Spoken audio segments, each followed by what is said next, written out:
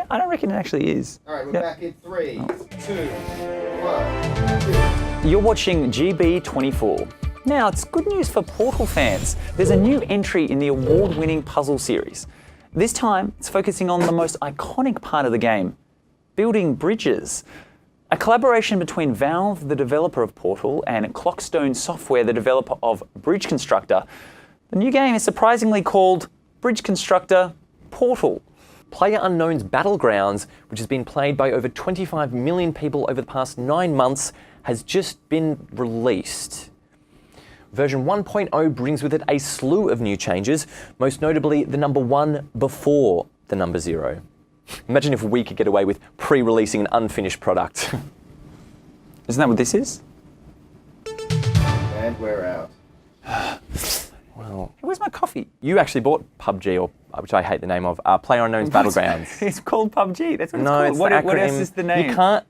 It should just be called. Everyone should have just called it Battlegrounds or something. It just annoys me. Don't worry. And what do you call It's it? a personal thing. What do you call it, Well, mate? PUBG, because everyone calls it that. Yeah, Otherwise, exactly, that's every single right. time you go to talk about it, someone goes, "What are you talking about?" Yeah, exactly. So the people decided PUBG, and PUBG it is. Yeah. You bought it. Correct. What do you want to know? No. It's like, it's good. Like, I bought it because a bunch of my mates have it, and Yeah. it's just a fun game to play with everyone. It's not perfect. It's really laggy at the start when there's like 100 people and stuff like that. Yeah. But then once a bunch of people die, it's totally fine. And are you excited for the 1.0 release? Not at all. Not at all. Well, it's. When did you last play it? I honestly, I didn't even know it hadn't been released. Like my mate said, get this game, and I was like, okay, cool, and I got it. But the concept of like, I've played it now, and when your friends stop sort of playing it, I'll stop playing it. Because that's what I was doing. I was waiting for the full release, which it is now. So I might jump in and grab it. I just want to hear the performance issues are fixed, because I'm just waiting for that. Because I've found in the past, with a lot of the early access games that I've bought, I play them out and I get done with them well before they're released, and I never go back. And it kind of annoys me, because I was like, I'd like to see what they do with this. But I don't think. But there is a thing. You play a game for a while and you sort of get over it, and it's like, unless it's Dota, because you never get over Dota. You never get over Dota.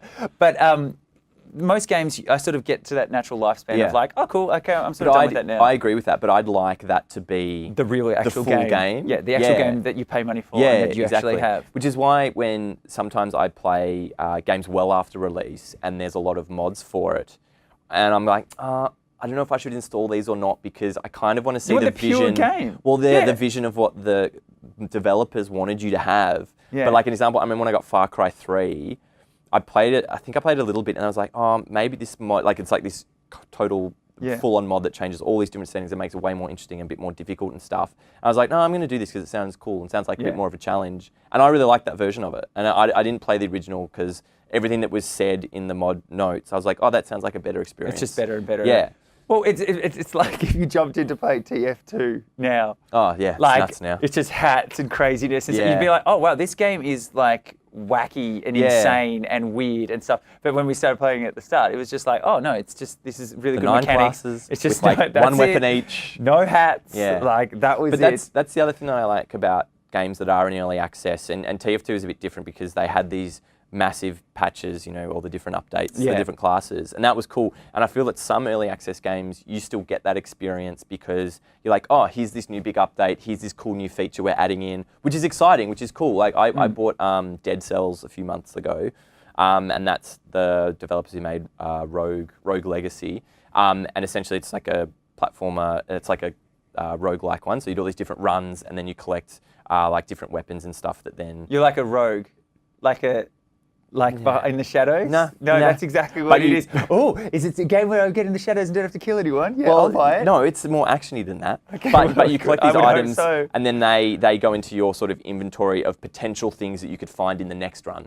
And then you keep cash and you buy stuff that means you can maybe find in the next run. Anyway, it's run-based. It's great.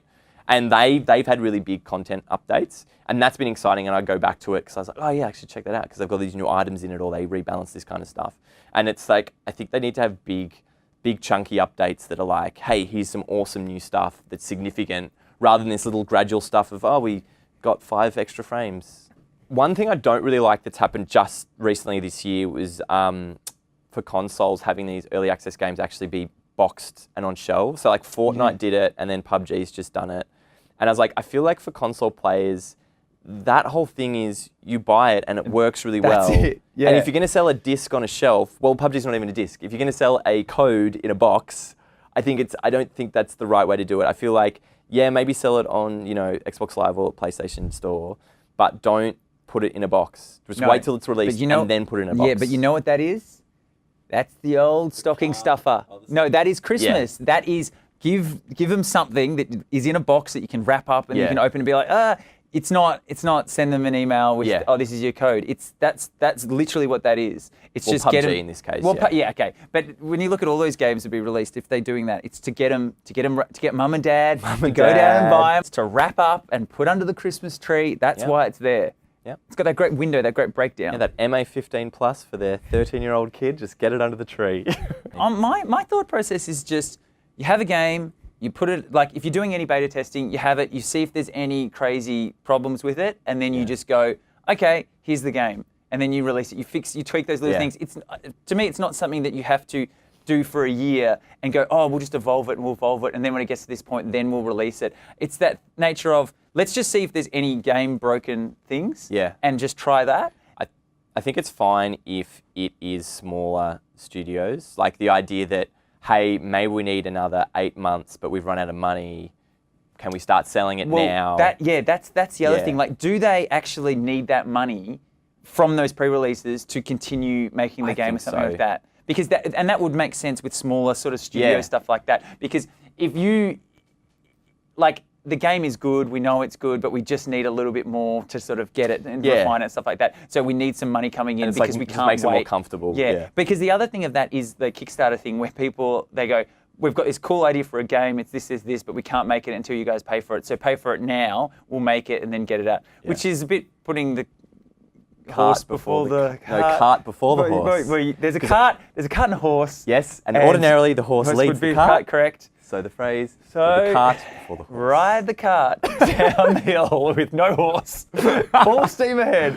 I don't mind if it's a legitimate reason for it. And sometimes it doesn't feel that way. And the way they refer to some beta tests and technical tests and stuff, like I remember when beta tests were like proper beta tests, showing my age here, and you'd sign up and it would be like, hey, it's going to be live for like a month and a half. Like I played the Splinter Cell Chaos Theory multiplayer beta. I played that so much, and it was one level, and it was awesome. But it was I remember that. Yeah, but it was just a lot of like you really got the sense it was like, hey, we're refining the multiplayer because it's very complex. It's asymmetrical. Spies versus mercenaries. So one is first person, the mercenaries, and the spies are third person. So there's a lot of stuff to balance with that, and it made sense that really felt like that. And betas these days, they're just demos. Like they come out like a week before release. Like, here, try the game, it's a beta. Because I do remember that we used to have to sign up, and you'd sign up and you'd go like, okay, I'm going to be like a beta tester. Did you ever have to, did you have to give feedback? Did you have to ever you should, but you didn't. I never went to the forums. Well, you should go to the forums, and you should do your duty as a beta tester and actually give them that feedback. But then I kind of felt, I was like, oh, look, I'm the one who, I'm stress testing for them. Like, I'll be the cases that they get the data and go, oh, there's all these people playing, he's one of them. But I never went to the forums and filled in. You should go to the forums, mate. You should check out the forums. You should see what people are saying. And you should add your voice. The one case that is kind of weird, though, is the paid early access, but the game's going to be free. Like Battle Right had it, which is, it's kind of like, it's essentially almost just like Dota team fights. Like that's the game and it's round based. I think Bloodline Champions was like the predecessor for that. And it was like 20, 30 bucks to get into the early access, but it was going to be free. And I came really close because when it first went, everyone was going, oh, this is amazing, it's great, it's awesome, it's really fun. And I was like, oh, maybe I should get it. And I was like, no, it's going to be free. Just wait for the final release and enjoy it then. But what do the people that paid for it get? What do they get? So they'll get like access to all the champions they ever release. So it's like Dota in the way that there's different heroes and stuff. So then it's like you have access to all of that forever. So sort of like LOL, how you can't use all the heroes at one time. Yeah, it's got a rotation type thing. Yeah, and then so if you bought that in, and I don't mind that then because then you're getting people who care enough to probably give feedback and be critical about the game doing it rather than just necessarily testing it out. So it's fine if you want to stress test, but if you actually want people to give feedback and help develop your game, I think you want to limit it and go, hey, who actually wants to do this? Don't get me because I don't go to the forums, so I'm not going to pay for it. You get people who want to do it. But the other thing that can happen though is a game can just be stuck in beta forever. Like it's that concept of like a great great piece of art. You can keep like doing little things to it. Like when do you say this is Never done? finished. With films, people can keep tweaking things, Yeah. changing little things. George Lucas comes Yeah. to mind. Yep. Just stop Not touching any of the films. But the same way that if you go, stop touching him. Stop, Jar Jar, George, get Put away! it down, George. It's not yours anymore, so you can't tell. You've got your money, George. Yeah. But that, like DayZ. Yeah, Like that's so the that big was one. that was the big one that basically they had that. Everyone got crazy excited about it. Everyone got on board, and then it was just. Then they said, "Oh, it's going to be released. Yeah, it's going to be released." And then it just kept going and I kept. think it's literally been like 4 years since the standalone Yeah. was started to be sold. Yeah, and then it really came down to the fact that they sort of missed the boat in the fact that they had this great game that everyone was all about, everyone was playing and everything like that, and then they kept tweaking stuff, and then they announced that, oh yeah, it's gonna, full release is going to come up, standalone's going to be here and stuff like that, and then that got pushed back, and then I think it's as well, but like the problem with that is there's that less impetus of, well, it's taken so long now, I don't know how much more money we're going to get from new sales when we finally release it now. So it's like, I think they've probably made their money on DayZ. I can't imagine anyone when it's like, oh, hey, standalone's released. Now more people come and buy it. It's like, no, everyone bought it. Yeah. Everyone bought it. Now they're all So playing PUBG. And now, exactly, because that's the thing. And then PUBG was like, oh, that's a good idea. We'll just do that, but do it sort of. Well, because the guy started zombies. PlayerUnknown. He started doing like an armor mod. It was like, Well, that's what it was. Yeah. Yeah. That's how Everything it comes all from started. Armour. Everything comes from Armour 3. 3 or 2? Probably 3. I think it's 3. Probably 3. There's a bunch of other games that came through Armour as well. My mate used to play because that's like real physics and really, he used to play with his brother. Yeah. Just one-on-one, and they just In these like 64 square kilometre. Yes, and he just used to go and just get a ghillie suit or whatever and just spend the time. And he used to be in a town and he just used to have to see him approach. And he used to just spend the time, hours, just slowly working his way all the way down without being seen, and then ended up getting to him and then kill him. And it was like, this is the best game ever. That's all we did. It was ridiculous. All right, we're back in 5, 4, 3, 2, 1, cue. For more on the PUBG release, we cross to Thomas Dunkth, who's live in the back of an aeroplane with 99 other people. Oh, no, it looks like he's just jumped out, and we'll be back in a moment. Thanks very much for watching. If you do know anyone who would enjoy the show, please send them a link. It'd be great to build our audience and keep it growing. That's what we really want to do with this series. Yeah, like and subscribe. No, don't say that. It's terrible. No, just say, no, you say if you do enjoy it They all and say you want to that. be, yeah, they do, we don't, mate. Okay. If you are enjoying it and you do want to be notified. Like and subscribe. Just hit the subscribe button. And the like. And you'll know when the next one's released. Do them both. No.